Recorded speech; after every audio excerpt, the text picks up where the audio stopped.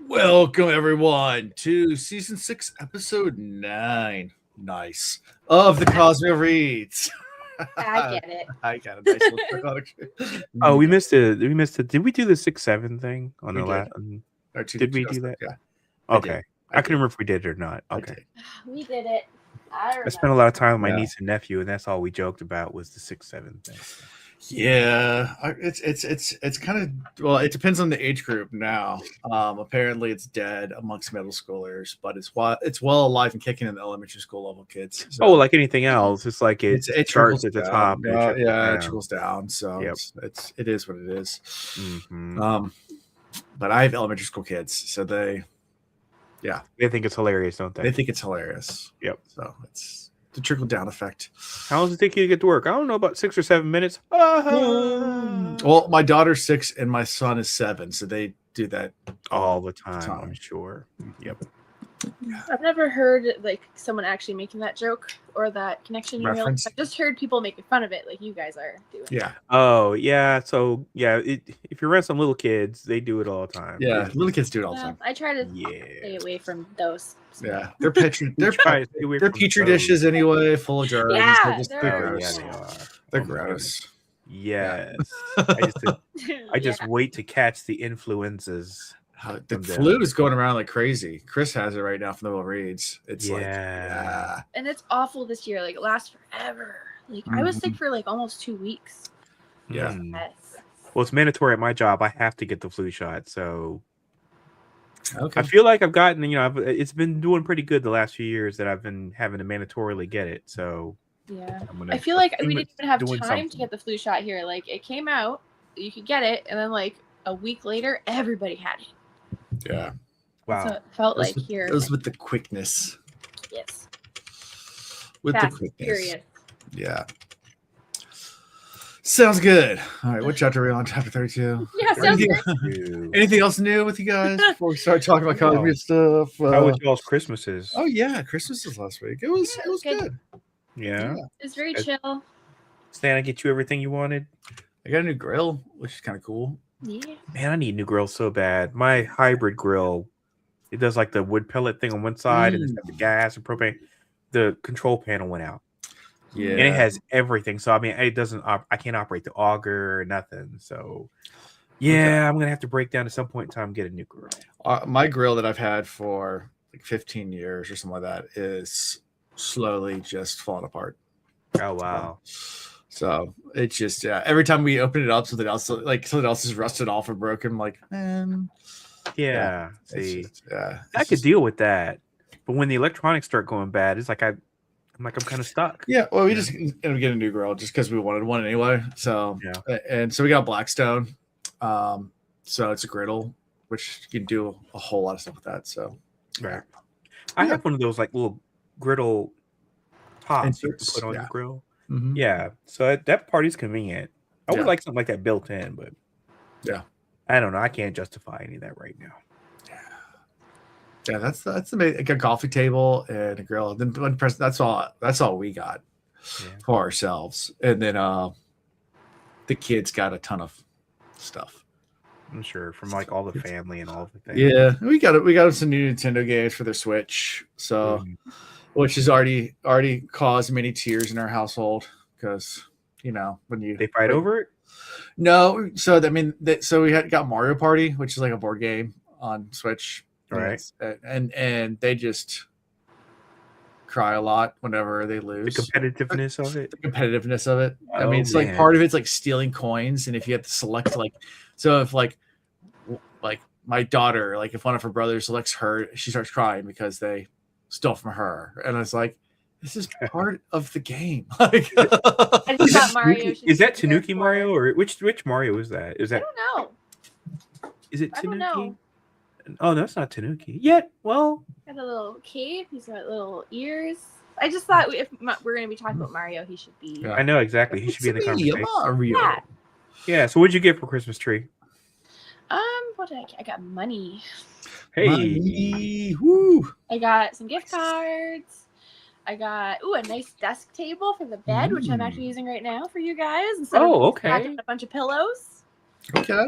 Um, Moving on up. a I got a roly-poly puzzle mat, which is nice. And yeah, no, it was just really quiet Christmas. I got, I don't know, little Okay. things that were useful that I've kind of wanted. So yeah. Awesome. That's awesome. Yeah. And what about money you, can be Londo? turned into whatever you want. So that's the best part. What'd you get, Londo? Whiskey. Oh, I did get a new Brandon Sanderson book. Like what one can we know? Oh, hold on, I can go get it. It's great. Hold on, I think it's downstairs. Oh, Give me one I second. think I know. Whiskey I got, Talk amongst yourselves. Give me 1 second. Hey, one is this one I'm drinking now, which is the Redemption Rum Cask Finish. Ooh. So I got this and some other whiskeys. So that's the main thing. Nice. That sounds good. I also did. We do Secret Santa, and I did ask for a smoker, cocktail smoker, so I can smoke my own cocktails. I haven't used it yet, though. I gotta break it out now. Yeah, right now I've been doing it with a cigar box. So all right, so here it is. It's better for me to use the actual smoker. By Brandon Sanderson, the most boring book ever. I think my screen's flipped, but it's the most boring book ever. By Brandon Sanderson. Why? Will you put your eye through it or something? No. That's just because the green screen. Okay. It looks like it's transparent. It does, but it's just the green screen. But yeah, the most boring book ever. It's a children's book about a boy who sits in his chair. He's bored. You'll be too, and it's just a book about a boy sitting in a chair. It's a really boring book. Written by Brandon Sanderson. There is nothing about this is sounding intriguing. Why is this? What's the draw? I mean, it's a kid's book, so it's like I know, but what kid is going to want to read a book about? It's a book about a kid sitting in a chair, and it's just he sits in a chair. Again, name one kid that's like going to get. And then he looks at the clouds, and it's really cool art. Like, it's like there's a dragon in it and stuff like that. So it's more than him just sitting in a chair. I thought it was like just 30 pages of him just sitting in a chair, and I was like, the dragon doesn't really do anything. It just it knocks him off his chair. See, there he is. Oh my goodness, you are not selling this book well. No, it's meant to be comical, like the anti-joke kind of thing. It's really just a really boring book. So it's like it's like Where the Wild Things Aren't, basically, is what you're saying. Pretty much, yeah. I think about taking it to JordanCon, just get him to sign it, because I don't know how people actually ask this to get book signed. That's if he's going to be signing anything. Yeah, true. But yeah, maybe we'll sign his children's book. The most boring book ever. Yeah, so I mean, literally, he sits in a chair, and then he does laundry, or thinks about doing laundry, and then he thinks about doing his math homework, and then that's the end of the story. It's literally the most boring book ever. Oh my goodness. I plan on not reading that book. My kids think it's hilarious. So do they? Yeah, they do. Wow. So of all the books you can bring, if you get one that Brandon Sanderson can sign, that's the one you're gonna pick, Alan. No, I'll probably. I think it would be good if you're going to take something for. I mean, every time I've taken a comic book and get like an artist to sign, they love it when I bring my obscure books that I like are my favorite books. Right. Mark but back. No one else brings to sign. No one's going to bring this book to sign. I had this very rare book that he signed, and when I gave it to him, and he was like, "Oh my gosh!" He was like, and then even his assistant was like, "I didn't know you did this book," and he's like, "Yeah, you never see this book," and so. I love that kind of stuff. It sparks a conversation with them, and they know that you're a real fan and you actually follow their stuff versus just somebody who's just trying to make a buck off of their signature. Yeah, I mean, you can buy books with this signed books right now on Dragonsteel. I think signed Mistborn's back available. Get a copy of signed leather-bound Mistborn. For comic books, in order to really get the value to go up with the signature, you need to actually have it witnessed by like CGC, and then they encase it in plastic. Okay. So I'm still trying to figure out though when it comes to signed books, because I've never seen anything like a grading authority or verification service. Books. That encapsulates a book and says, hey, you can't touch this book, you can't open it because inside is a verified signature, et cetera, et cetera.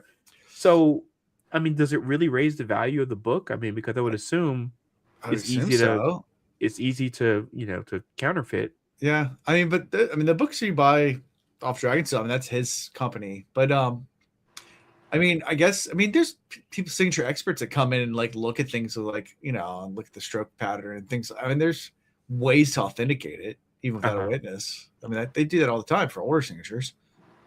But do the value of the books go up considerably with the signature? Yeah, I think they are. I mean, I've never looked up. I mean, I'm just curious. The problem with right now is Brandon's still alive and he is actively signing all his books. So it's the value is not going to go up probably until he passes away. I mean, that's usually when they go through the roof. I mean, that's and then as the time goes on, become more and more rare because people lose them in house fires or move or parents throw them out not knowing what they are or someone passes away or if you stop signing, like you said, that's the big one. Yeah, it's like when Stan Lee stopped signing stuff. He stopped signing comic books. Comic book values are the ones that he had signed went up drastically. Oh yeah, I got like one of his last signed books, which was a Black Panther book, and I was like excited. This is like right before he started, like he went blind and all the things, and I was like, oh man. I can't remember what it was. I was watching something, maybe in Pawn Star or something like that. But they're talking about like they had a signature of like some person that's known like always refused a signature, like he just never signed anything. It was like a rock star or some musician. He was like, nope, doesn't sign anything. So like the fact that you had a signature. They knew it was counterfeit because of that. Because of that, yeah. Because he's never signed anything. He never signs anything. Oh, okay, got you. Like. Wow. The chance of you actually having a signature. It's like having a Sheila's Joe's signature. Like it's you don't have Joe's. He was never famous. I mean, not like talking about it. But he did actually like he just signed his name as an X, like with a shaky hand. Oh, that's right. He couldn't write. You couldn't write. Right. That's right. I forgot about that. So like there's so many fakes of his signature out there, but like the fact of the matter is like he signed hardly anything. Right. Yeah, I remember hearing that before about Joe how Jackson, that he never signed anything. If you find anything that's got a signature on it, you know it's fake. You know it's fake. I mean, there's like only like a handful of authenticated ones in the entire like that he actually did sign, and it's like it's super. Like they know about them all, so it's like right. It's probably a really small subset, so it's easy to track them down. Yeah, crazy. Kind of cool. Speaking of cool signatures, I was online the other day and actually saw someone was selling a Joe DiMaggio signed baseball with paperwork and everything. I was like, thought about buying it, not because I'm a Joe DiMaggio fan, just because I'm like, it was at the right price. It was on a estate sale. And I was like, I want to go to more estate sales and stuff like that. My brother goes to auctions and I'm always like, man, I do. Go to some I go to online. I do the online auctions all the time for estate sales. Oh, yeah. I mean, I bet you there's some good deals to be had there. Oh, yeah. But my thing is, I'm trying not to comic books all the time on online ones, and they're all cheap because people don't know but 90% of the comic books that you see are like gutter, like they're not really worth anything. It is so rare that you like have somebody that's like, oh man, I have a Spider-Man's first appearance of the Lizard or something like that. Your odds are really low, and then usually they're beat to hell. That's the other thing. It's a problem too. Yeah, but I'll have to get on. I'll have to like, pick your brain about like, some auction stuff, and maybe I need to like go check some out and see if it's worthwhile. I saw one the other day. I had a bunch of comic books, and I was going to send you the link just to see what you thought. Yeah, if you do that, I would appreciate that, man. Just send it my way, just so I could go check it out. And they're doing weird things. I keep on phasing into my green screen. You're disappearing into your background. Yeah, you see my hair? It's like doing this weird thing. Yeah, no, I don't know what's going on. It's not weird on my end. Okay, on my end, it's like doing this like weird like tingly thing. Anyway, no, it was because I switched to that 1080p. The high def goodness. High def goodness. I don't know. Anyway, let's talk about some Cosmere. We can see all the pores in your face now. What? So we can see all the pores in your face now. Oh yeah. Get the super zoom See, that's why I don't want a high def camera. You don't want the high def because you don't want to see the oil of Olay. No, my pores are private. Your pores are private. Yeah, they're not for the awesome. world. They're like your gloved hand when we read certain books. It's like you can't see the hand. No, exactly. This is not for everybody's eyes. Exactly. There you go. Yeah. You can't handle the pores. You can't handle the pores. So you guys ready to talk about our favorite storyteller? Because he's here. Man, I was thinking I knew he was going to show up at some point in time, especially because it's a one-off book, and I was like, okay, he's going to show up, but I was waiting for him to be like some like innocuous side character. Nope, he's right up front and center. I was like, oh, okay, I guess that's how you're going to play it this time. Yep, he's right there. There you go. Yep. So we start with Siri waking up, planning her next moves, and she decides to send a message with one of the pawn call servants to Bluefingers, which freaks the crap out of them. But like, you know, I think that's how we start, right? Are we in 32? Yeah, 32. Yes, that's how we start. 32. Yeah. You know, telling that she has vital information she wishes to trade, and the servants are like, that's not really what we do. I'm terrified to do any of this stuff because they're not really into the whole espionage thing. But they don't want to be executed for being caught doing something like kind of under the table. So it's, you know, Siri's putting them in kind of an interesting place. But that's, I don't know if Siri cares too much, but I don't know if you have thoughts about that. Sending messages to Blue Fingers. And then she goes to meet Lightsong. Yeah. And they talk about they returned and why people returned, and Siri starts to explain some of her theories to Lightsong and about who he might have been. He's like, yeah, you're kind of like one of these people that just like probably a salesperson or a politician or something like that. People like to hear themselves talk a lot, but they don't have much to say. Nothing to say. Yeah. Mm-hmm. It's kind of a backhanded compliment. Like Lightsong's like, thank you? Question mark. Right. Yeah, but then we get Hoyd. Yeah. He's actually called Hoyd. Mm-hmm. He's actually called Hoyd. He's just gone by his name, Hoyd. Mm-hmm. We're excited to see our old friend who's been with us the whole time. I was waiting to see what variation of him we were going to get. We got storyteller Hoyd. Yeah. See, this was the first time I ever met Hoyd because Warbreaker was the first book I ever read. Okay. So I get this like right away. And then compared to all the rest of the connections, it was kind of fun. Yeah. So is this your, considering this is the first interaction you had with Hoyd, is this your feeling that his personality truly is this representation of him in this book? Or do you think that maybe like Wit, for example, that version of him, do you think that's more of him? Or like the version of him in like, you know, Tress, or, I mean... Yeah. Well, he definitely stuck with me as like his storyteller self, even in Stormlight. And then like in whatchamacallit, what's the one? Mistborn? When he was really not even in it. Someone had to tell me he was in there. I didn't know. He's the beggar. He's just kind of in there.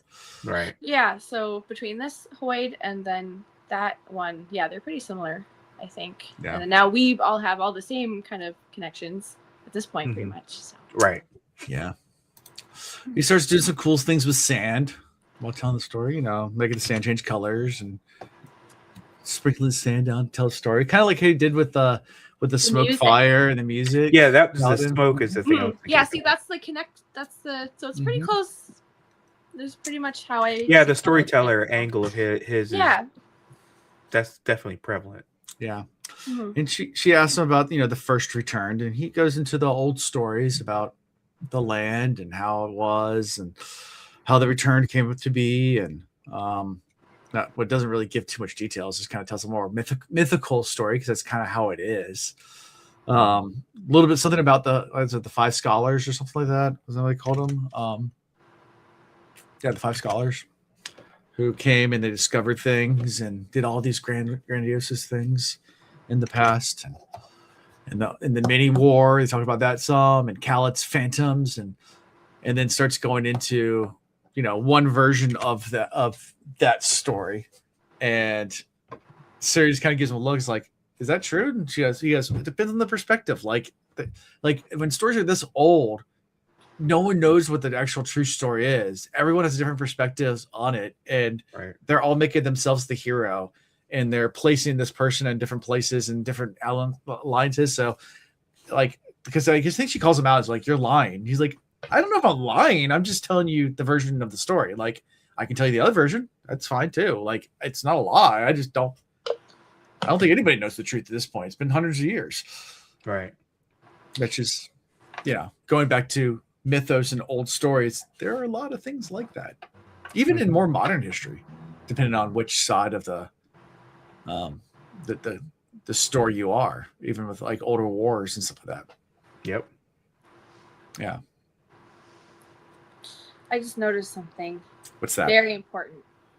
Alondo's not wearing a freaking Christmas tie It's not Christmas anymore. or a holiday tie.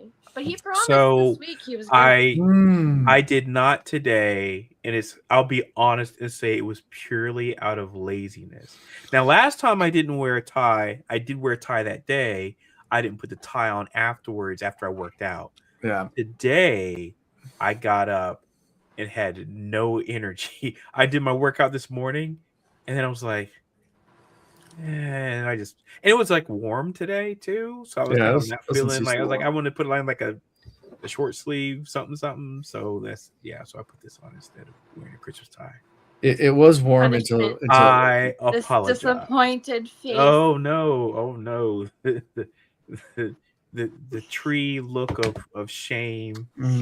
She's like, shame, sadness, heartbreak, shame. Yes. Ring the bell. Oh, yes, right. It's the bell. Shame. Yeah, shame.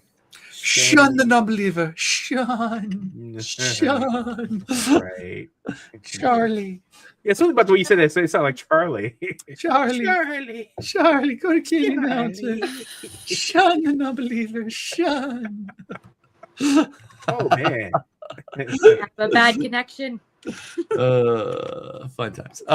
So yeah, we learned a lot about a lot of things here. So anything from all of these stories that you guys want to pick out, or anything that kind of like came to the forefront that's interesting to you guys, or anything from Hoyd's storytelling?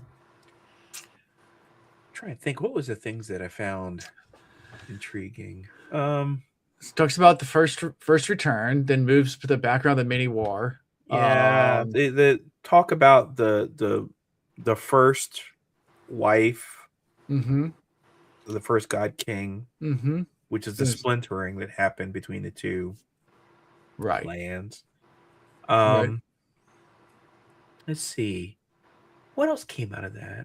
And then one of the 5 scholars discovered how to make a lifeless, which caused that. Which led to the. Then it was all about the discussion about what a child is born and then the God King dies. Loses his will to live and just doesn't care. Loses the will to live. All of that part where I was like, I don't know if this really cleared anything up for me, but it's it's words.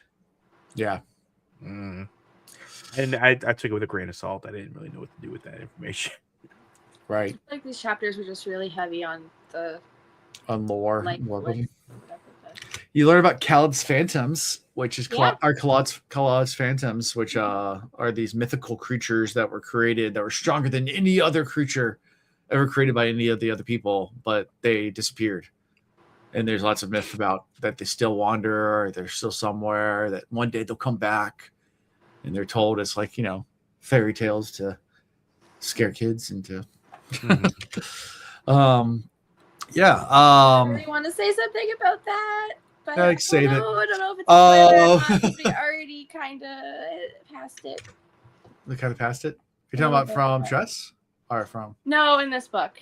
About the Khalad's Phantom thing. Oh, the Khalad's Phantoms?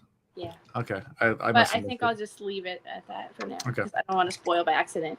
Okay. Fair enough.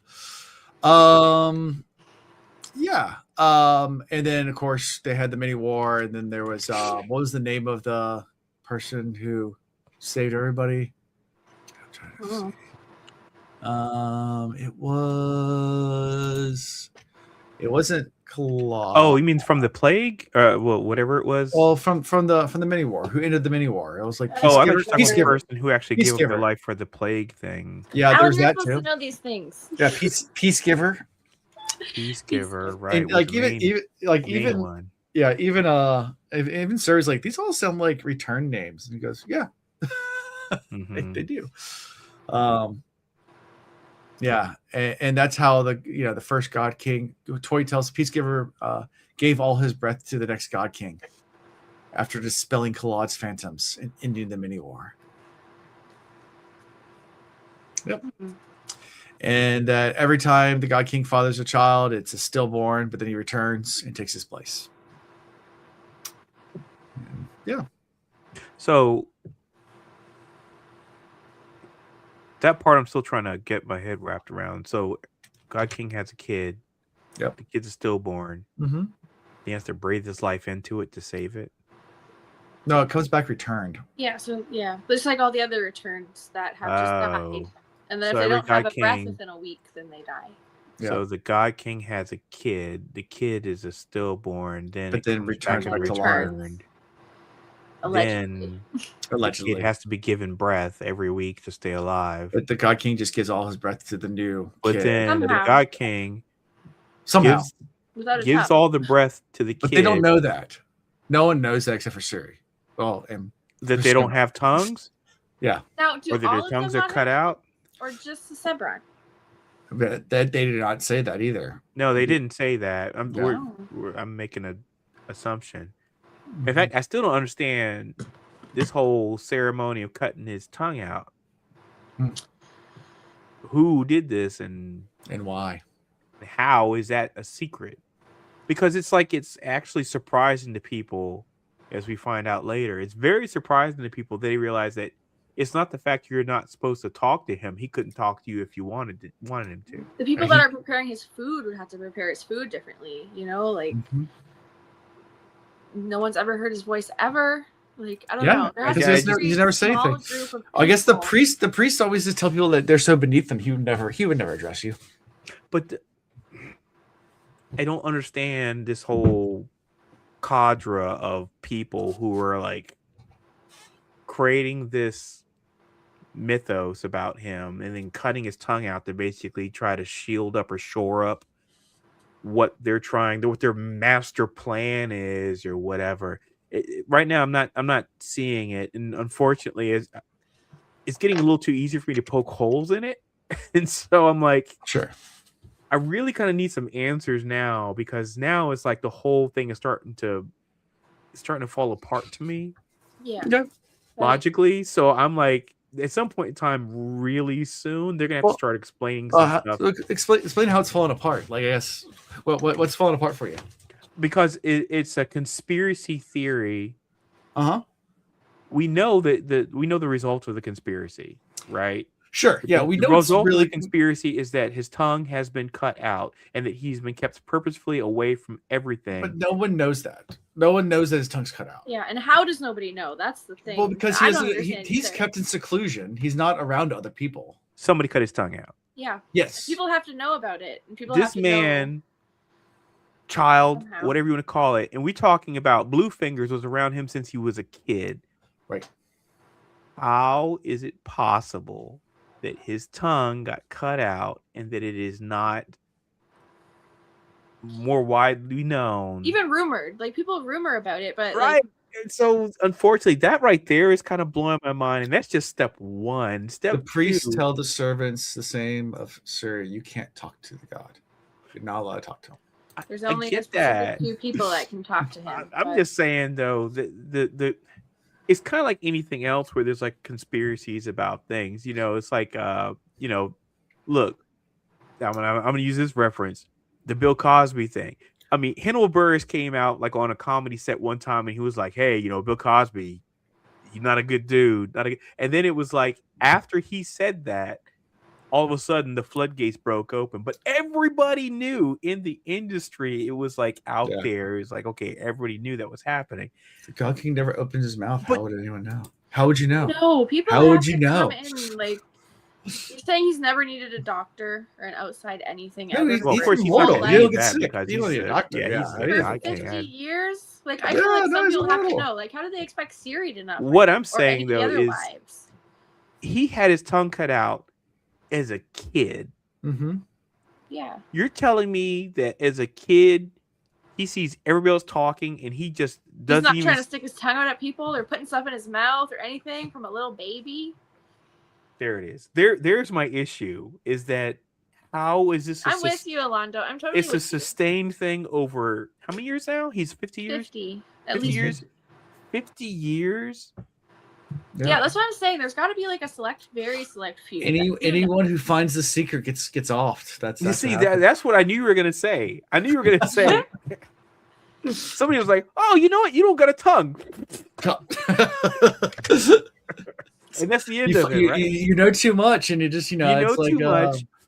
Yeah, it's like all those government Hi. conspiracy theories. You find out too much, and all of a sudden you have a heart attack. Right. Or Then all get of a a plane sudden they're crash. like, "Hey, you want a trip to Florida?" And then you're Yeah. flying in a plane, and the plane crashes. Yeah. and the plane That's- crashes in the middle of the Everglades. Mm-hmm. Mhm. Yep. Your That's what alligator happens. bait. It's hard That's to what believe happens. though, like that nobody has picked up on Yeah. it or talked about it or questioned it. or Especially anything. because he's the God King. I know. Why have If we it was never if heard it him was one of come the in anybody? returned, I would have probably been able to buy into it a little bit more. It's just the fact he's the God King. I mean, just like Yeah. it's again, I'm not trying to burst the bubble of the book as no. much as I'm just Please. trying Burst my the best bubble, to Lonzo. suspend Burst it. disbelief, and it's just like it's kind of tough for me. So I really need some things to kind of come to light, because you got to start the layers need to start getting unfolded and unwrapped, so that way I can kind of figure this whole thing out. Yeah. Okay. The only other thing that might have made sense to me, and I'm going to throw this out here, is if we come to find out that the God King is not actually the God King. That's my only other Ooh. theory right now. Like there's always a bigger fish. Is that he's not really the God King. That he has, obviously he's got breaths and all the things. We see the luminescence, the bioluminescence, etc. That's my only other theory, is that he's not really the God King.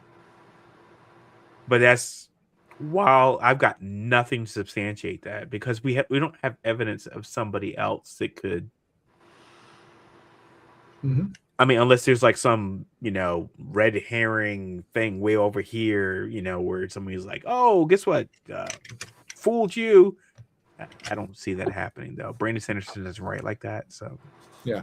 he always leaves breadcrumbs, but I need to see the crumbs. Yeah. So And then of course, after all this, it says that the God King's going to die, and Light Song not reading the room at all. It's like, oh, this is great. He's going to die. Isn't that awesome? Your husband's going to die. It's amazing. You're not going to be married anymore. You probably get to go home. And she's like, I'm going to excuse myself now and cry. Like, right. I mean, because he didn't even think about the fact it's like, what does it do to her status? Right. I mean, immediately she is useless. Right. Because you're not going to expect her to be like the mother to the child. Yeah. Because what is she going to provide? Nothing. Guidance? Nothing. Cool hair. Cool hair. Nice. There you go. Nothing. Provide nothing. She's the vessel. Whip his hair, which I hate that word. That's what. Hair back and forth. Yeah, I know. Which I hate that word, but that's what. Hate what word? The vessel. She's the vessel. That's it. Oh yeah, that sounds like some Handmaid's Tale. Yeah. We've been watching that actually. We got 2 episodes left before we finish the whole series. Okay. I have not watched the last season, and I said at some point in time I'm going to get around to it. But I didn't like those long breaks in between. Yeah. That's so annoying to me. All the streaming services stuff, they were doing such a good job for so long, and then all of a sudden they just started ruining it. So now it's like they'll go like 3 and 4 years between seasons, right? And I can't. And then the uneven lengths of the episodes, and yep. So I've been watching the new Fallout. That's good. I've never played those games, and so I hadn't really been interested in the show. I never played the games either, but the show's really fun. Okay. Yeah. So, there must be something good to it. I'd say never played it. I've played like 5 seconds of the game. Like I've never gotten into the game. I know of the game. That's about it. I played 5. It's a shooter. Well, it's a post like dystopian world shooter after a nuclear holocaust, basically. Yeah, right? but in an alternate universe, like alternate timeline, because like it's like modern age before the nuclear war happens, but everything's like 1950s still. Like so, it's like modern but 1950s. Like it's like completely. So basically, if everything went just completely bananas, like right after the atomic war, the atomic bomb dropped, right. Like Hiroshima, like right around that time period, everybody just like went nuclear crazy. Yeah. Basically, everything's frozen in time. Right. Ergo, the little blonde boy that's always doing the thumbs up thing, right? Yeah. Yeah, that thing. Yep. Well, that's a whole thing too, because I mean, this is not spoiler. So the thumbs up thing, at least from the TV show, is like during the wartime, if you put your thumb up and you see how big the mushroom cloud is, if your thumb can cover the mushroom cloud in the distance, that means that you're okay. But if it doesn't cover the mushroom cloud, it means you're too close to the nuclear blast. Right. That's dark. Zone. So that's the whole reasoning for the thumb. It's very dark humor and very dark. Wow. Like it's all very dark. I like it. Thumbs up means it's good. Yeah. I mean, I don't think that quite meshes up. Knowing how it far doesn't. away it doesn't mesh up at all because it doesn't. But it's the lore behind the. I mean, because it's all like crazy. Yeah, like, that doesn't. ridiculous. Oh, yeah, that doesn't work. But okay, but I like the fact that they're going for that though. None of it matches up. None of it's science. Okay. Like yeah, the it's science all like okay. it's all kind of goofy. Like suspend belief, suspend science for suspend. Yeah, exactly. Just enjoy the show. Got it. Yeah. Alondo, exactly. Stop being cerebral. Just no, I mean, just enjoy the nuclear blast. Yeah, be dumb like the rest of us. There's people that are like mutants and all sorts of weird stuff. I mean, it's all fantastical and like weird. Oh yeah, I get you. I do like the fact they came up with a way to tie that together though, because if there's one thing that's notable about Fallout, everybody knows about that little boy icon thing. Yeah. Mm-hmm. You know, he's doing the thumbs up. Fallout Boy. So. Yeah, if you want to read, let's call him Fallout Boy. If you want to read how weird it is, listen, like look at all the vaults, like go Google all the vaults and what they did, because they're all science, like experiments. Oh, that's right. I've heard about this. Yeah, so all the vaults are different scientific experiments that are going on. Yeah. Wow. And some are really dark and really weird. Oh, really? Yeah. Okay. Like there's one that has like 100 women and one man, and then another one that has 100 women and or other way around, 100 men. And and they wanted just to see what would happen in like apocalyptic if you only had like one inside the entire. I have thoughts about that. Yeah, it didn't end well. Like, and they just observe and try to, and then some they would give diseases to. It was all sorts of like. Oh my goodness. It's really harsh, but that's the reason why I tell people though, for all the stuff that they talk about, like back in like the 80s and 90s or even early 2000s, they talked so terribly about video games and they were like, oh, all they do is promote violence and stuff. There's also some very thought-provoking, incredibly well-crafted storytelling in these games. And yeah, it may be horrific and whatever else, but it's thought-provoking if nothing else. Sure. Yeah. So, I tell people movies haven't been doing that forever, like since the beginning of movies coming out. That's all video games are still. It's all the same. Oh yeah, and the thing about a video game is you take. I mean, what a movie is 2 hours of enjoyment if you're lucky, right? I mean, video game, you're talking about 14, 20 hours of really well crafted storytelling. Oh, yeah. I mean, I respect it every time. So, I don't know. Full Lord of the Rings extended edition trilogy is about the same. Yeah, that's right. The extended edition of the whole all three. Thing. Yeah. Isn't it like 12 hours or something like that? Yeah, it's crazy. That doesn't. That's short. It's more than 12 hours. I know it's more than 12 hours. Somebody told me it was like 15 or something, but I don't remember. Look it up, please. Correct me, because I feel like 12 hours is too short. Let's see. So grand total is 20 hours and 51 minutes. There it is. 21 hours. There it is. 20 hours. Right. I was like 12 hours. Shy, not 9 minutes shy of 21 hours. So yeah, it's 21 hours. So I mean, I just know that someone told me it's like if you wanted to do it, it's a whole day. And I was like, 12 hours is not a whole day. So I know I'm wrong. 21 hours. Switch those around. It's a whole day. I mean, and you're not getting any sleep at all. Like you're gonna be exhausted. Yeah, 21 hours. I mean, you can do that. I mean, you can. 100%. You can do it. It's just wake up at 6 a.m. And don't go to bed until like 3 in the morning. Yeah, 3 in the morning. You can do it. But that's also not taking any breaks for I have to have food delivered to you. Oh yeah, no pausing. You're peeing in a jar.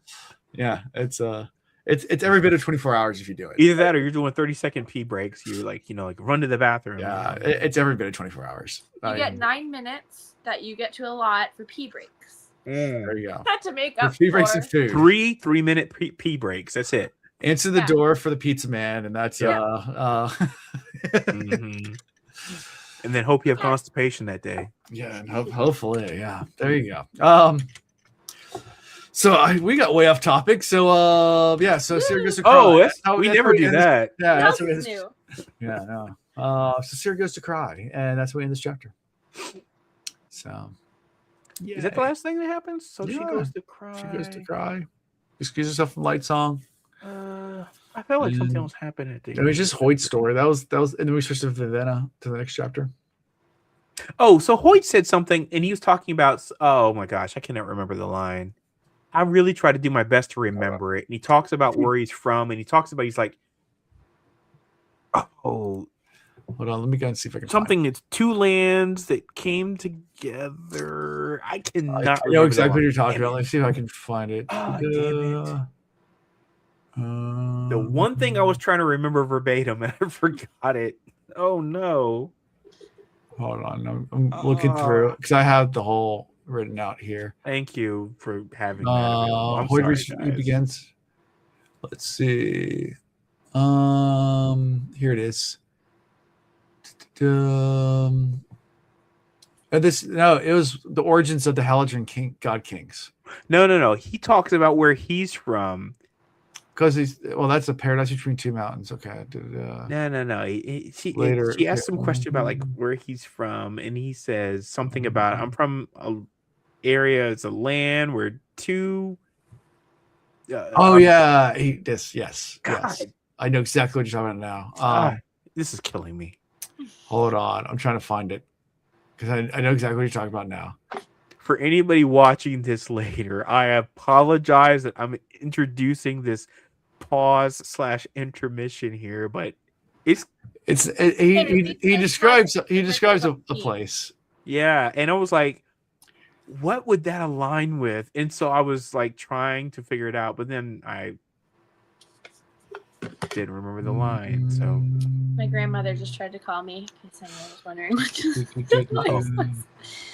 Which is interesting because she doesn't even call me right. like 9:45 at That's night. right. We went to where your grandma's at, but we didn't. Yeah, I'm gonna text her real quick. Sorry, I'm gonna mute actually. I don't know Okay. what's going on. Okay. Cool. While Alan tries to look up the thing I'm trying to challenge him with. I know. I'm trying to find it because he does. I do know what you're talking about now. Okay. Hoyt says your people speak your religions. Okay. I'm just reading through real fast. Mm-hmm. Siri says blood of a fresh return. Okay. What about lifeless? Yeah, and she kind of gets inquisitive, asks him a question about, and he gets a really cryptic answer. I know exactly what. Yeah, and it's almost said in a way to make you think that we should know what the place is that he's from. Yeah. Paradise. Okay. No. Yeah, it's gonna take a while for me to find this. If I can. Well, I mean, if we have to let it go, we get Strife Lover. Is it before this? Tilano, this way, God, you dictated notes. Yeah. I guess I should do that. I really could. You know, I could just sit there. Listen to the books, and you just click a button and say, "Okay, remember this sentence." Yeah, but then I look like I like one of those '80s douches. They had the little mic. You remember the little? They would have the little. Who cares what other people think, Alondo? I do. The mini recorder things. They'd be like, "Note to self," you know, and they would say that all the time. That's exactly what you think. For the sake of the podcast. Oh, for the sake of the podcast. Yes. Anyway. Yep. Those people at wait, I'm seeing a note in the comments. Oh, sorry. It was a distant place where two lands meet and gods have died. Is that? Yes. Sounds like that might be it. That's it. Yep. So thank you, Gentle Giant. Appreciate you. Yes. True. Someone found it faster than me. I'm sitting reading through all the text right now trying to find it. Yep. So anyway, so the part where it talks about gods, I was like two lands meet, and I was like, well, interesting. And I was trying to kind of figure out, you know, where's the place that two lands meet, and then it was like, and gods have died, and I was like, wow. I was like, that's I don't know. Anyway, I found it so cryptic, but I was like, I feel like we should be able to get this, like from context clues or from other books that we've read. But then I couldn't remember the publication chronology. So I was like, oh no, I couldn't remember when this book came out compared to other books. I mean, and if it might have been something from a previous book. So then I was like, hey, is that important to know? So that's the reason I wanted to bring it up. I don't know if we visited the planet though. That he's talking about? Mm-hmm. Oh. Okay. Well, then that's good enough. Well, I'm sorry. Then I put us on this like terrible detour. Yeah. No, that's okay. It's fine. interesting. Okay. That's interesting though. Really Yeah. Anyway, I locked into that sentence and I was like, oh, Ooh. Yeah. I It gotta wasn't that remember much of a this. detour, Londo. It's fine. We've gone on way more just detours. We have gone, talking about we have tacos. gone on some tangents Okay. that have gone off Yeah. into like the Yeah. It's not even closely related to what we're Exactly. talking about. So this detour was at least this is related. what we're talking about. Yes, thank you. Yeah. Thank you, Tree, for Yeah, making you're me feel fine. better about this this segue into that. However, I think we Alright. should circle back to these dictated notes at the gym thing. There you go. So, chapter 33. Ready for Vivenna? Let's move Yes. on. All right, Always so, ready for Vivenna. Oh So, man, I have so many thoughts about yeah. this. So, Let's go. Vivenna's just watching Jules work on Claude, and his like guts are just hanging out over on the By the way, table. I gave him I can't remember what I said in the last episode, but basically I gave him like only like a 10% chance of surviving. Let's use air quotes when I say that, surviving. Right. So the fact that they're actually able to work on him, I was like, that checks out. You know, that they're able to do something to kind of keep him going. Yeah. Yep. But yeah, all the intestines are hanging out, which is confusing Vivenna too. She's like, he doesn't get to eat, so how does he need intestines? And they're like, she's morbidly watching, like she's kind of disgusted by it, but at the same time she's watching what's going on. And obviously Jules is like under her breath, like sitting, like saying really pretty, like, oh, she's swearing and the swearing, whole like, why would you ever try to save her? Like, just waste of time and waste of everything. Blah, blah, blah. Like I said in my alternate name this week, no guts, no glory. Yeah. I knew that is what you were going for, right?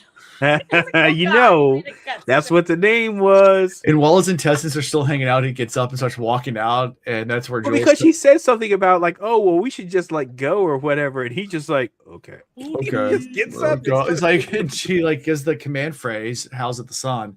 and tells him to lie back down, and he does, like turns off or whatever. And then it takes note of it, like, I guess that's the security phrase everybody's always talking about. I'll just not log that in my mind. That might be important. Yeah. You never know. And and Dent comes in and talks to her about, the near-death experience they had and said she did really, really well. And she's like, I didn't do anything. It's like, you didn't freeze. And I've seen so many people just freeze up and, get taken out. And get taken out. Like, you didn't freeze, which is good. Like, you did good. You didn't freeze. Like, you moved. And that's when she's like, I need to learn how to protect myself better. I need to learn more about awakening. And she's learning and growing. And Dent's like, are you sure? You sure you want to do that? She was actually even talking about how she didn't care about her modesty in that moment because the skirt was getting in the way. And then she was like, screw this skirt, Right. And it is showing that she's, gotten a lot more acclimated to the real world. Yeah. She's getting out of her bubble insulation, that she was born into, and now realizing you get out here in this real world, and you out here scrapping, you fighting to stay alive. It's not like, you're impinging upon my sensibilities. She's like, no, you could get killed messing around like this. Yeah. Yep. And now she's like even gotten over, I think this is the word ostentatious, so use here. She's even gotten over the ostentatiousness of the city and everything. Right. Which is our one. She just hates everything. There's only one. Haldren. She just hates everything Haldren, and she lets Dent know. Like, okay, so this is the part where I had notes, is that her turn now sounds scary. Yeah. she sounds scary. Like She's like, I don't want to "Ooh, stop this the is planets. like I want to destroy this is every like birth of a last villain bit." type talk. When the way she's talking, seriously, Uh-huh. this is not good. I Yeah. was like, oh, because she came in with this altruistic, plan. Come Mhm. in, Save her save my sister, maybe chit chat with some of the other folks from, my people or whatever. Right. But and Nope. now it's like she barely ever mentions her sister. The Well, she even rescue says, like, I'm not mission. here to save my sister. I'm here because after my sister left, I felt inadequate. And Useless. and Haldren took everything away from me. So I'm going to destroy it. Man, she just sounds like and I've read numerous series where the hero turns into the villain because it's like they just get tainted with the vengeance and the anger and all the things. And if she don't sound like it right here, but she's got to have something that settles her and brings her Mhm. back into focus and says, hey, yeah, you're going through some things, but Yeah. what you're going through isn't worse than what anybody else is going through. But my scary thing is that you've got some breasts Mhm. that enable you to do some things that maybe will allow you to hurt some innocent people Yeah. or cause some damage that really Yeah. you shouldn't be, Oh, yeah. getting into. So, Yep. And then she turns back to Denton after her whole hate speech and is like, so why does Jules care so much? Why don't you just get another lifeless, whatever? And that's where Denton talks about not all lifeless are equal. Like he said, actually, lifeless aren't any stronger than any person. I mean, some are better than others because they were soldiers and things like that, but they're not stronger than anyone else. I thought that they're happened. not I thought that stronger than conversation the was last strongest chapter. I didn't realize it was that. That is this chapter. Yeah. Okay. Yeah, because we were talking Um, about that last week, right? And they don't necessarily have a better fighting ability unless they were Yeah. They were trained that way. unless they were Right. Unless they trained. were trained that way. So really, Yeah. the only thing that helps you is numbers Numbers, and they don't feel and the pain. fact they don't eat. That was the thing And that they don't kept coming eat back and they to. don't feel pain, so they don't back down. They're not Well, that's right. afraid. And they don't have any fear. and they don't have fear. Yeah. Yeah. And they don't do anything they're not like told to do specifically. Like they don't seem Right. to have like that kind of compass. Right. Right. So I mean, so that gives them a kind of an edge just because you'll have fear in the regular person where, but as far as being able to cut them down, they die just like everyone else. Yeah. They still get cleaved by a sword like anybody else can, right? Yeah. And they don't have any special, like, if it's just an average guy that gets brought back as a lifeless, he's just an average guy who's lifeless. Like it's not. So it's not like a Kolos, where it's like, Yeah, they're or like like all big- like super burly and the things. This is just a dude. A dude. And that's the thing is it's hard for me to think of because, in my mind's eye, I see Jewel like sitting there like working on this like huge monstrosity of a person. And then it brings it back into perspective when they say it's just a guy. Yeah. Yeah. Yep. And then they talk about more trained than other people. Yeah. And then Dinth goes into awakening a little bit. She asks, is there anything I need to know about that? It's like, yeah, you have to learn like what commands to use. And Dinth gives her a few, like hold this or whatever, or protect me. He says, but you have to picture what you want to do in your mind when you get the command. Otherwise it doesn't work as well. And she's like, what do you mean? And he's just like, well, you're giving out some of your soul. So it's attached to that. So what you're using your mind to shape what that breath's going in and doing. Like if you just give it blank commands and you don't picture anything, it kind of wanders and picks its own thing, but you can kind of guide that by using your mind, which is kind of interesting concept for this magic system. Yeah, there has to be intent behind the command. Is basically what it says. Yep. Yeah. Yeah. And she thanks him and tells him that he's a good man, and he does not like that compliment. Does not take compliments well. He's like, nah. Well, he thought about it quite a bit. He was really contemplating about it. He's and like, then he was like, I've not been a good man in some years. Time. Yeah.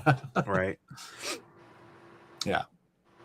And Jules finishes up with what she's doing, and they decide to go home. And yeah, this is a how I want to put this. A very awkward. It Is this the chapter also though that I'm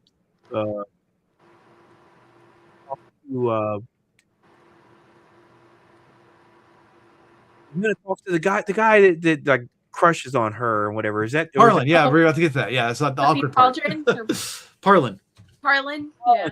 Oh, thank you. Yeah, guys. we're I'm getting so bad about some of these names. So Have we not gotten there yet? Am I? Yeah, that's where we're getting to right now. He gets home. Okay, got it. Yeah, he gets home and Parlin's like there waiting for him. It's like, is Jules okay? And she's like, why do you care about Jules? He goes, Oh, I like her. And like he's like, she's like, but I thought you liked me. And he's like, I mean, you're all right, but like, yeah, you're kind of mean to me. You're kind of mean to me all the time. You kind of boss like, me around. Jules is really nice, so like I like her. And we were just doing this for show because our parents wanted us to be together. Right. And now we out here. Now she's realizing. Now we out here in the fields. Yeah. Why are you upset that I don't care about you?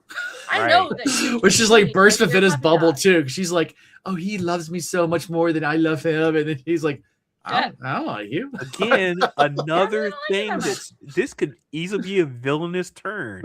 Yeah. Because that's like the other thing that tethers her to the world that she knows and came from. And he's like, nah, I'm not really into you like that.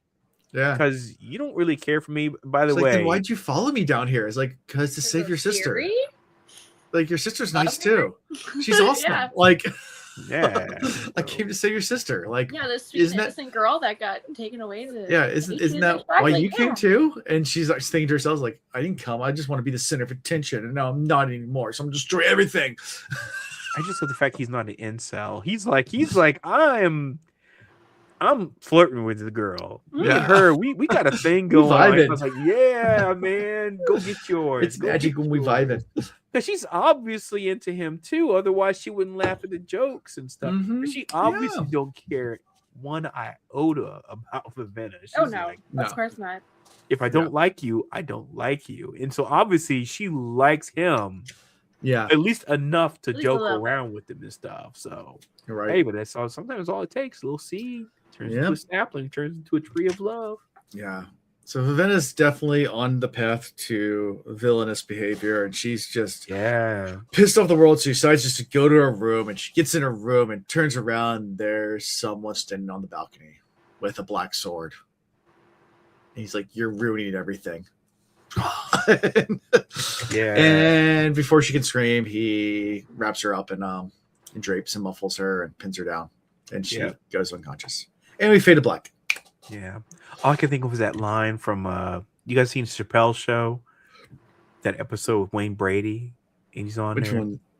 So Wayne Brady's on that, and he's like, you think of like straight laced Wayne Brady. Yeah. He's riding with Chappelle. He's making Dave Chappelle like really uncomfortable.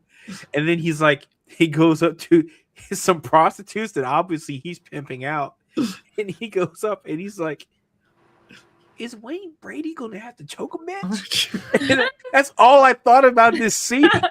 Where it was like, he choked her out.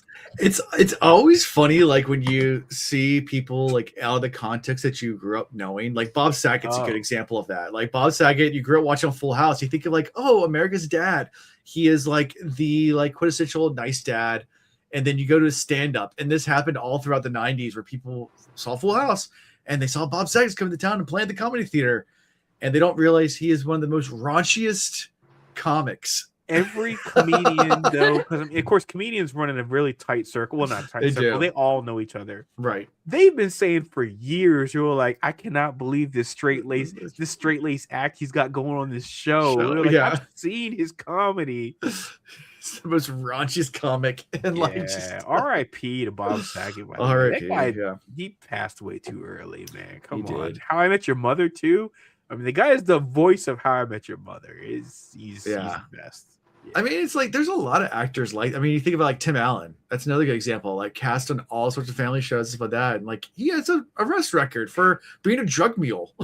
Yeah, well, he's younger age. Younger days.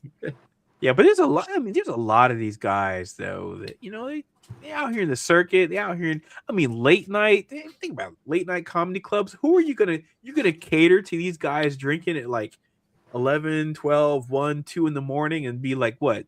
Talking about fairy tales and unicorns and like fairy dust. No, no. Yeah. You gotta keep it raunchy. Most comedy shows have an element of, I mean, not necessarily filthy and super raunchy, but they're comedians by trade are edgy. You gotta be edgy. You gotta be edgy. Otherwise, you're kind of boring. Because how else do you set yourself apart from everybody else, right? Yeah. I mean, I guess you use a lot of props like Carrot Top and just. Oh Lord have mercy. That guy. Remember when he got all roided up? Yeah, I do. Oh my gosh! And then he looked like he needed facial surgery or something because it messed with his. I mean, everything. I know. I was like, I mean, I've only hung out with one like famous comedian ever, and he was definitely hilarious. Like not like just hanging out at the bar. We got drunk together, and it was Jim Gaffigan. I love Jim Gaffigan. Yeah, it was great. Really great guy. Yeah, he was fun. He was fun to hang out with. He hung out with us all night long. Like he just latched on to me and my friends at the bar, and was just getting trashed with us, and it was hilarious. We were just poking fun at people, and there's not like in a very comedic way, like a comedians do. Like so self-deprecating, which is the reason why I appreciate him so much. There's nothing I like better than somebody that can poke fun at themselves too, because sure, laugh at other people is great, but I'm like, maybe somebody didn't want to be the butt of your joke. Yeah. So why don't you turn it back on yourself? You know, it was back when remember when Middies was a club. Middies, Middies. So we were at Schooners, and he came over because he did a show at the Ferg, and then he came to drink after the show at Schooners, and I was there drinking. I didn't go to the show, and like I saw him and I recognized him, but I didn't know. I couldn't put two and two together because it's out of context. It's just like, that guy looks familiar. Like I should know him. And I walked up to him, I was like, why do I know you? And like, because I was drunk too. And he's like, I'm Jim Gaffigan. I was like, oh yeah, you had a comedy show tonight. He's like, yeah, you go. I was like, no. He's like, that's not the answer. But you were working, right? So yeah, I wasn't working. I was drinking. Oh, okay. And then someone told him that he should go to Middies. So he left for a little while and went to Middies and came back. And he was like, I don't know who recommended that place, but there was just a pride of cougars there, and that's all it was. So I don't think it was that bad when I first started going. I first went to Middies. When it first came out, it was fine. Like when it first opened. But man, they were great for letting in the underage people. They were. And I got in there and I got hammered, and I was like only 19 or 20, and all the things. Hence why they're not around anymore. Oh wait, Tree, what's the legal drinking age in Canada? Is it 21 or is it 18? 19. 19. I knew it was like but younger. 18 in Quebec and I think Alberta, or there's another province that it's 18. I just know it's younger in Canada than it is in the States. Yeah. Which I still don't understand this whole 21 thing. So basically, in America, you can die for your country, you can vote, basically choose the next moron for a president. You can live on your own, be an autonomous adult. You could be living in your own house, have a baby, all the things, and still not be able to drink. That to me, I cannot, and get called up, go to war. For your country. And you start driving at 16 and you start drinking at 21. Whereas like in Germany, you drink at age of 16 and you don't drive till you're 21. Right. I don't know who has the answers to that. I don't get that. Like whatchamacallit, like France and Italy have like 16 years. Yeah, it's Germany, same thing, 16. I don't know. But see what happens is when you do that, you remove the mystique about alcohol. Sure. Which is the reason why then it's like it's not that big a deal. It's like, oh, okay, so what? You just now I can drink a little bit. It almost feels like a trap to like catch people. It's like this is like a little money making like bubble. Like people are gonna drink. They're gonna drive at this age. This is when they're gonna make the stupidest decisions. As someone who used to be a bartender and work at a bar, there are cops that would just hang outside the bars. Yeah, in college, like the college bars. Infamously, I will tell this little story. So I was at a conference. I used to have to go to conferences all the time when I was working for the state, and I was near Natural Bridge. Which is kind of out in the sticks and whatever, and Appalachia. And there's a really famous hotel there that everyone stays at for conferences. I was at this hotel for the conference, blah blah blah, hanging out, all the politicians and all the things, all drinking everything. One of my friends gets completely hammered, and I'm like, okay, I'll take you home. And when I say home, I'm talking about the hotel we're staying at. So then I get in the car, I leave the hotel, and didn't get maybe like a half mile down the road, and a cop pulls me over. It says I have a bad taillight. Now, my friend is completely hammered drunk, and I got harassed because the car just smelled like alcohol because he's just like Trashed. Yeah. just breathing it out and everything. And I was like, I could tell. I was like, this is your scam, basically, is we're going to expect out of towners to come in here, be at a conference, drink a little too much, and then have to drive to the hotel they're going to go to. By the way, these are rural roads. There is nothing out there. There's no Uber. There's no taxi cabs. This is the middle of nowhere. What are you going to do? So your other option, right? What's your option is hope you're sober enough to drive home, or try to get one of the 13 rooms in that hotel. I know I'm exaggerating. It's probably a lot more, but I was like, this is such a racket, you know, and it was definitely a racket. Yep. Fun times. So so Parlin shoots down Vivenna, and Vivenna gets kidnapped by its fashion. Yeah, well, she basically tries to, make enough noise, maybe someone will hear her, maybe, and then she goes unconscious. Yep. Fade black. Yep. All right, chapter 34. We're here for the final chapter. Light song. Sitting there feeling a little guilty about, his interaction with Siri.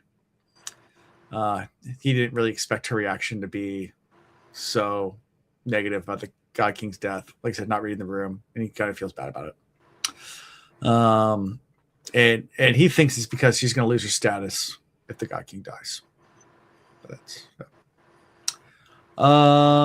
he returns to listen to the proceedings because the priests are still arguing about the war. And then Blushweaver comes over to have a long talk about how her boobs. How powerful. How powerful she is with her bosom. With a little chest jiggle. Should I jiggle them more for you? Yeah, jiggle just a little bit more. Yeah. How much do I love thee? Let me jiggle the ways. Yeah. But Light Song asks, did you change the commands for Hope Finder's army? And she nods yes. But she still can't get All Mothers. All Mothers not giving up the commands. And Light Song's like, we had 3/4 of the entire army. Like, do we really need the last quarter? And Blushweaver's like, yeah, we need them all. We need everybody. We need full control. Pokemon. What'd you say? Pokemon. Yeah. Gotta catch them all. Gotta catch them all. Sprint them on. So yeah. Hey, call back. Good call back. Sprint them on. Yes. So yeah, and her reason behind it is like, we don't need division. Like, yeah, we could probably wipe out the last quarter with our 3/4, but we don't need division. We need to be united. So we need to have them all. Yeah. Greedy. But he decides he'll go talk to All Mother to get our codes. Yeah. And I ain't buying a lick of this conversation. Yeah. Not even one iota of it. Like Song don't give two craps about. He will play this whole. We've got 3/4 of them all day long. He don't trust this lady as far as he can throw her breasts. He's very large, by the way. They're very large. Yeah. She's I hear they're voluminous. Yeah. Mm-hmm. And apparently she's wearing some kind of push up because they're out. Oh yeah, they're pushed up and out. Out. Yeah. They're popping. Like a Madonna outfit. They're popping. Mm-hmm. Don't go for second best, baby. There you go. 100%. Yeah. Oh yeah. And yeah, so I mean, Blushweaver does remind Lights on that All Mother does not like him at all either. Is like, you're gonna talk to her? Like, she doesn't even like you. Like, what do you think's gonna happen? So I'm gonna do it anyway. But then notices that Lights on's looking at Suri, and she changes the subject. Yep. And asks about the tunnels beneath the Court of Gods. Yeah, I was waiting for that to come back around. I'm not gonna play it. Oh man, I was waiting for. I thought for sure you were gonna wear. I'm listening to the chapter like, here he goes, Here he goes. here he goes. Oh, Anyway, but I was waiting for this because I was like, he's not. Look, he's a dog with a bone. He knows he got a whiff of something going on, and he figured out that there's actually some type of tunnel structure going on. I was like, this has got to come back up, and I was like, when is it gonna happen? Yeah, because there was 2 episodes ago, by the way, the last time we talked about this, and I was like, no, he's not letting it go. This place is designed just like Denver's airport. It's just full of tunnels, full of deep passages, and all sorts of good stuff. So any other things from this section? This part. I mean, there's a lot of booby talk. Yeah. And then Blushweaver and Siri had their little station. Oh yeah, this little man. Blushweaver, not a girl's girl. Not even in the slightest. I mean, look, I haven't liked her since day one. Find someone else's bed to crawl in. But she just got catty, like on catty. Oh, yeah. And I was like, how crazy insecure is she? I mean, she is insanely insecure to think that, like, oh, that all of a sudden he's gonna be like, oh, like, hey, look, her man. It's not even really her man. It's just he hasn't shown one bit of any specificity into his attraction to her in the slightest. No, and even when they're like apart, he doesn't think about her at all. He does that superficial flirting, which is just enough to make someone feel good about themselves. And really, you're like, I'm not interested, but I will go ahead and just pretend like, hey, we'll talk about your décolletage, you know, whatever. But really, he don't care about her. But the problem is, she is thinking of it from a tactical standpoint. Right. And she thinks that this whole naive act, and that she's from, you know, possibly a warring country, is going to upend or undermine her plans. But she doesn't have it. She really thinks that she's got his army, you know, on her side. And I'm like, you about to get a rude awakening. This guy ain't aligned with you in the slightest. Nope. And now but I appreciate, you know, the fact that she's showing her true colors, because we hadn't really seen them up until now. Up until now, she's played so coy.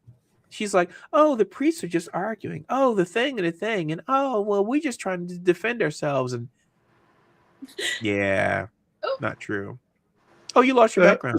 Yeah, there he is. Alan lost his face for a second there. I did. Yeah, and Tree, and then you froze for 10 seconds. Yeah. I'm trying to figure out what the right fade. On my phone, and I see my frozen, my drinking frozen. Whoops, sorry. I think that might be it.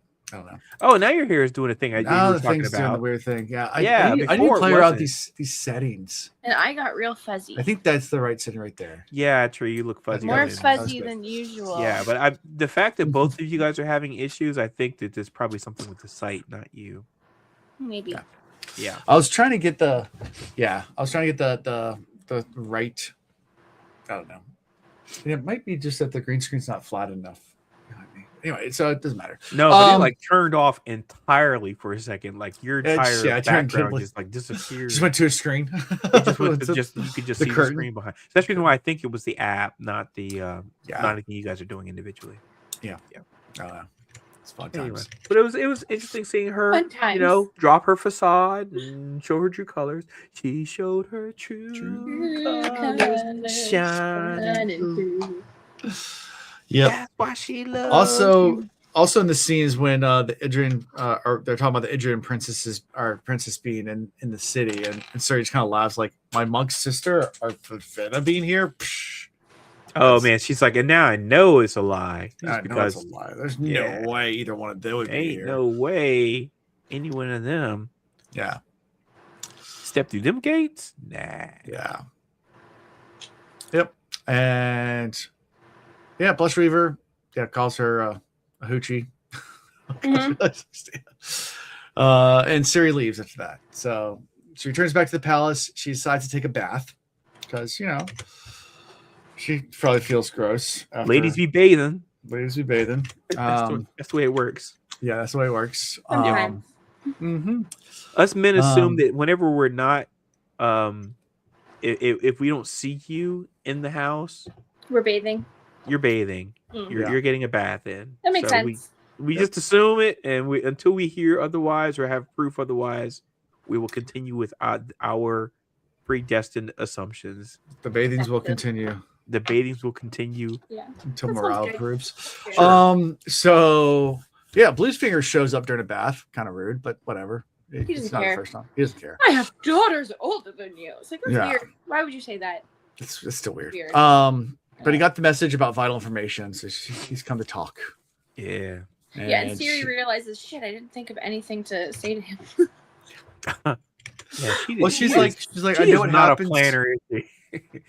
Her and her sister, not planners. Not planners. They just. Have you seen this cuff? I'm off it. She don't know what she's doing.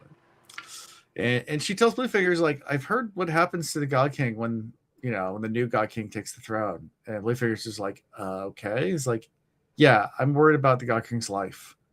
And I don't understand how all this works. And, that's when she says, like, yeah, I think he doesn't tell her that she figures out that he doesn't even know that he can't talk because he puts two together by because she's like, I've been talking to him. I don't think it's like, you've been talking to him. And it's like, yeah. So and she's also purposefully evasive to make sure that he don't know what she does knows. No. Mm-hmm. So it's like, I've been talking to him and I don't think he wants to die. I don't, And all he's worried about is him and his people not getting let go from all their positions. Yeah. With the God King transition. Right. But then Siri makes a deal that, that if things go south or go the right way or whatever, that Bluefinger needs to help her and Sisebron out of the palace. Mm-hmm. And he agrees to it. And it leaves. Right. Yeah. And that's pretty much how we end this chapter, I think. Which says a lot about the fact that he agreed to that. It says a lot about the power of these priests. Because otherwise you would think he'd be like, oh, well, he's got all the power. He's also Pankal, so you can tell they're kind of an oppressed people. They're mostly the servants and things like that. I don't know how allegiant he is to the priests. But... So let's go back to this tongue thing for a second, because here's the other thing that was messing with me. Why did he agree to this? About, oh, well, we need your help to get get Sisebron out of the castle. Yeah. If he has all this breath and all this power, why wouldn't he have just said, can't you just get yourselves out? Yeah. That's the reason why I'm like, why wouldn't you think he could just bend everything to his will if he has this much enormous power? And he did. Maybe that's why you would cut someone's tongue out. But he doesn't know his tongue's been cut out. I guess. I don't know. So this is the reason why. Don't be suspicious. So you see, this is where all my logic problems keep coming back to this fact. It's like, if it's a secret, then why isn't everybody just assuming that he can't just blow up the world at any time he wants? Because he must have breaths on breaths on breaths. So that means he should be able to just about do anything. He should be able to raise all them dead or move all the inanimate objects or whatever. And that's the reason why I was like, so the fact that he was agreeing was like, oh yeah, sure, I'll help get you out. Why would you think you need to smuggle out a God King, if this God King has the Aladdin joint, he's like, oh, super blah blah blah power. Itty bitty living space. Yeah. This is the situation he's in, but he doesn't know that the tongue got cut again. Mm-hmm. The logic isn't logicking for me right now. Okay.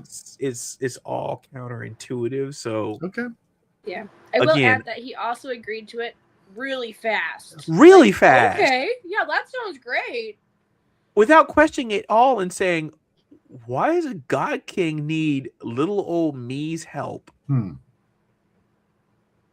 They're just priests. And not even like they're like a different priest from like different country. Like they don't even like him that much. They're just priests. As far as I'm concerned, that makes no sense. Interesting.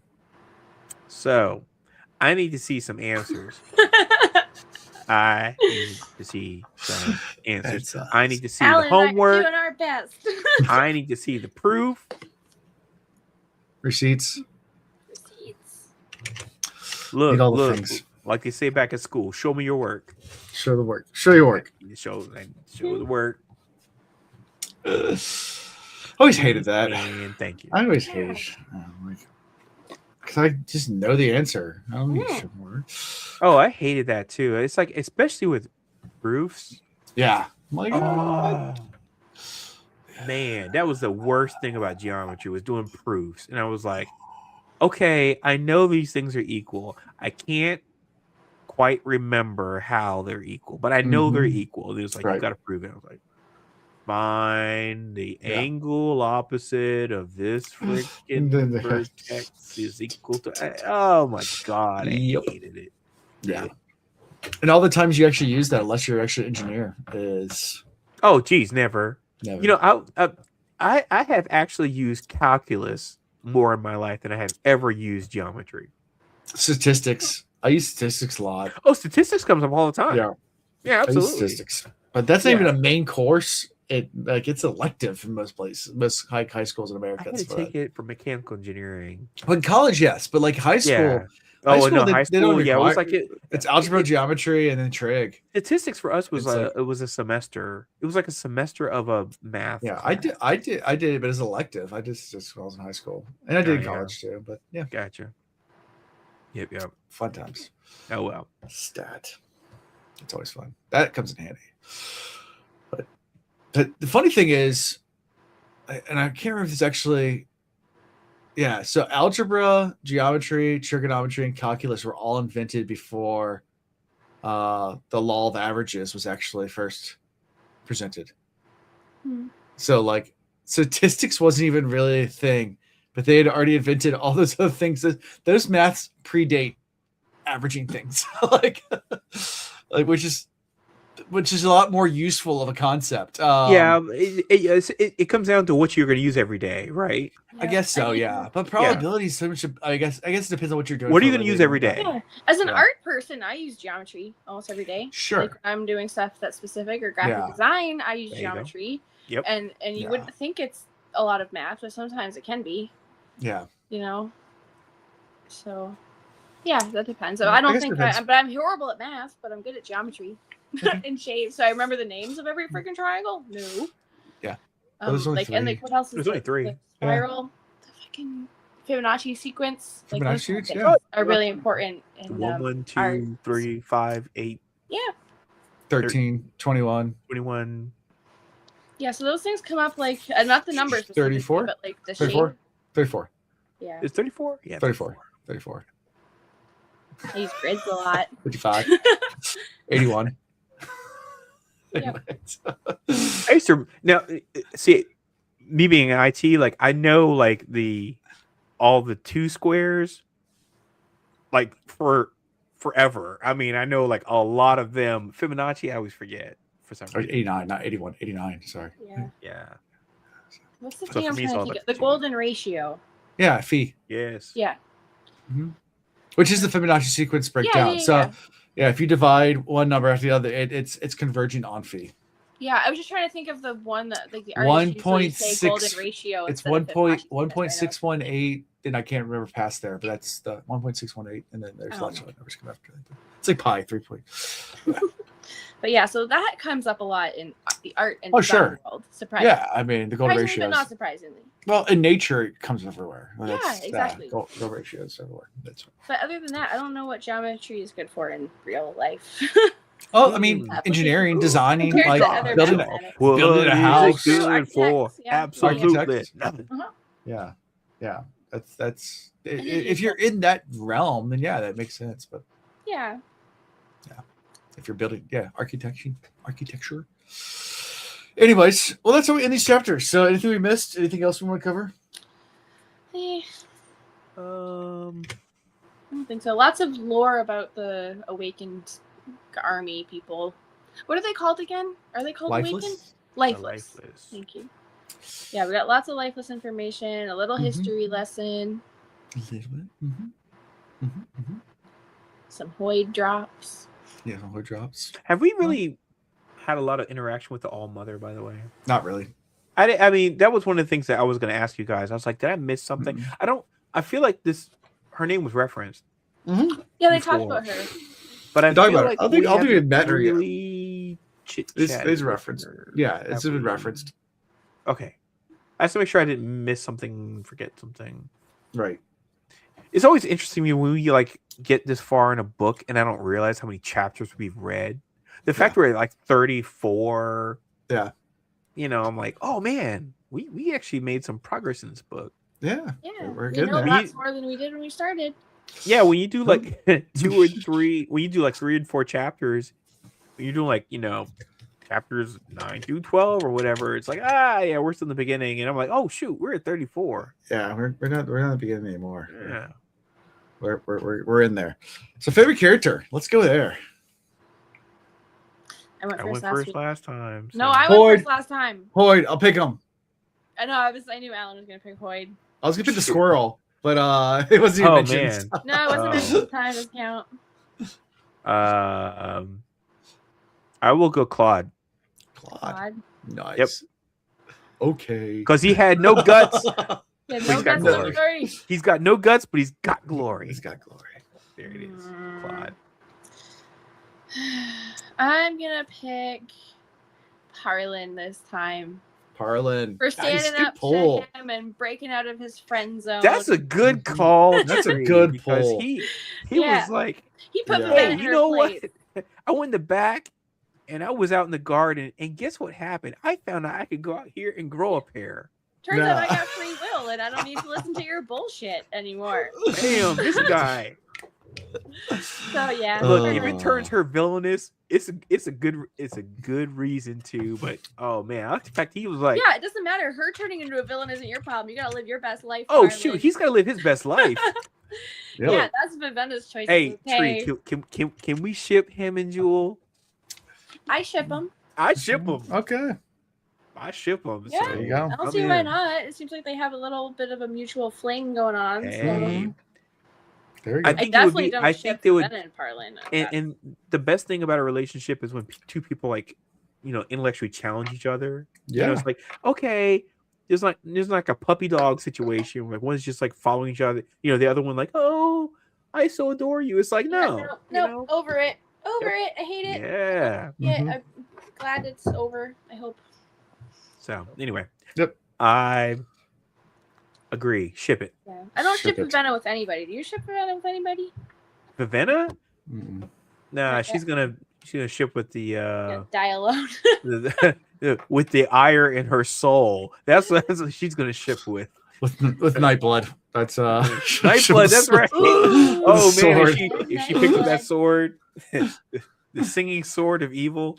I don't know where we're gonna call that. I don't know. There It's you got go. a subtitle somewhere, but I think yeah. Vivenna's got too much learning and growing to do before we can ship her with anybody. Yeah, she's taken a crash course, unfortunately, and she's Yeah. been through some things, and it's like it's She has. warped her a lot. I A ship lot. her with Especially when therapy you know that whole thing where the undead come in and she's thinking, oh no, we're just gonna be arrested, and it's like, no, they came through, they're like ready to like just cut down people. That's Yeah. I mean, that's to be rough. fair, Tonkfa thought the same thing because they were together for a minute. He's like, just relax, they'll be fine. Just put all your weapons down, and then Oh Tonkfa's yeah, like, right, no, right. run. Oh yeah, so that's not her fault, but that's gonna be a jarring situation. I can't even imagine like being in a place Yeah.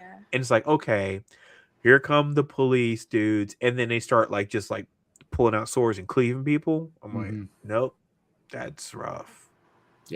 Vivenna is learning a lot. I do like her. I do, yeah. You know, her character is very interesting to read. So. I think so too, but I'm still trying to figure out who the Warbreaker is gonna be. It ain't gonna be her. She ain't breaking no wars. No, She's but trying to start Vivenna is one. a good violet or villain name. Like Vivenna just seems, you know. Unfortunately, I Even feel if like you- Vivenna Deville. The, this whole book, I feel like everything about this book seems it's like a lot of prophecy that's happening, and we're like witnessing it happening. So these, the return keep having these conversations, and the priests and everything, they're talking about, oh, they're trying to start a war and what have you. And then I feel like Vivenna is the thing that is going to be the catalyst for this war to possibly happen. I'm not sure exactly how, but the fact that she has this power and that she's already being murmured about in the streets and stuff, I feel like is what's going to be the thing. And so now I'm like, is she bringing the prophecy and not realizing it? Where really the best thing she could do is, if she wants to stop war, is go home. Yeah. That's kind of where my thinking is right now, but I'm still kind of on the fence about it. She's Vasher's problem now, so we'll see. Yeah. Yeah. And Vasher, we still don't know what side of the aisle Vasher's on, but I wonder if Vasher's on my side, where he's like, you're accelerating our trajectory into war. That's kind of where I feel, but we'll find out. Tune in next time, kids. Tune in next time. So next week on the 5th, January, it's be 2026. Yeah. We're gonna go through a New Year thing, and then we're gonna be doing 5 chapters on the 5th. Ooh. 5 and 5, 5 and 5. So through chapter 39. Okay. So 5 and 5. 5 chapters. So we'll hopefully get a little bit more, and then we only have 5 episodes left in this book. So we're a lot of 5s. 5 chapters, the 5th of January. Nice. 5 episodes. Oh, and which episode are we on? It's like 113. Right now it's 116. 16. I know I'm always too off now for some reason. I can't get it figured out. I will try to do better. You need a little whiteboard where you can just write it on. Literally, I have a whiteboard. Yep. I'm writing. Well, write it on there, Orlando. So in a little over a month, we'll be done with this book, and then it's a quick announcement. You say we're on 116? Yes. Okay. I'm proud of you, Orlando. It's going on the for whiteboard. writing things down. And It's that's on the whiteboard, people. All right. Well, how we can be found is at thecosreads.com. I'd have changed the link, so the Discord actually goes to our Discord. So go check it out. Click on that link. You can find the breadcrumbs there to get to our Discord server. Also find links to all sorts of cool stuff like our merchandise, Twitter, Patreon, fun stuff like that. Go check it all out. Or YouTube if you're listening to us and you want to come see our ugly mugs, at least my ugly mug. They're beautiful mugs. Alonda and Tree's beautiful mugs and my ugly mug. You can come and hang out on YouTube. If you're listening to us on whatever platform, we are there as well. Just search for the Cosmere Reads, or go to our website. You can find links there too. So yeah, all that good stuff, and that's pretty much all. Like and subscribe. Say that right? Isn't that what YouTubers say or something? Sure. They always say that. Yep. Yeah, something like that. I don't know. Like, subscribe, tune in. Something like that. Helps the algorithms. Smash the like button. Smash the like button. The like button, like Hulk. Hulk smash like button. Yeah. It helps the algorithm, but it also helps us just feel good about ourselves. Exactly. Oh wait, I got like sounds I can play, like clapping. Oh, I just learned a bunch of other stuff. Drum roll. Oh wow. Okay, we're gonna have fun. I just That's found not a the buttons. drum roll. That right there was like it was bongos. It was bongo drum. Gong. Heartbeat. Oh no, I'm nervous. Oh no, I can't hear this. I don't know what bounce is. These sounds are really short, man. They need to be like more prolonged. Yeah, I just found these buttons. I found new buttons. Ooh, new buttons are fun. New buttons. I wish I could hear them. That sucks. Well, you can't hear them? Why not? I don't know. I can't hear anything. Hmm. I didn't think Alan was actually pushing the buttons until you said something. Wait, so like when he plays like The More You Know and all these other like the No, I can hear those. I hear the really, but he's not. But you're not hearing these. But I can't hear this right now. No. Like the gong. Gong he just hit. I heard nothing. What? Boo. Yeah. It doesn't work. A tree can't hear it. You just have to make it with your mouth. Wonder if I can do like the like. Make your own So what's gonna happen is Alan's gonna play the noise, and then I'm gonna. Alan should play the noise. I'm gonna emulate the noise from my mouth. I'll Oh wait. same noise without knowing what the noise Explosion. was. There's all sorts of things in here. Alan just made that noise. I got a laugh track I can play. Let's see how. Let's see the laugh track. That's literally what it sounded like. It's a laugh track. Laugh track. It sounded like the laugh track from Seinfeld. This is too much fun. All right. So anyway, that's all I got for this week, and I'll go play around with these new buttons I found. All right. See you guys next week. Bye. Bye, y'all. Thank you for watching the Cosmere Reads. Gosh dang, gosh dang fresh. Gosh dang, gosh dang fresh.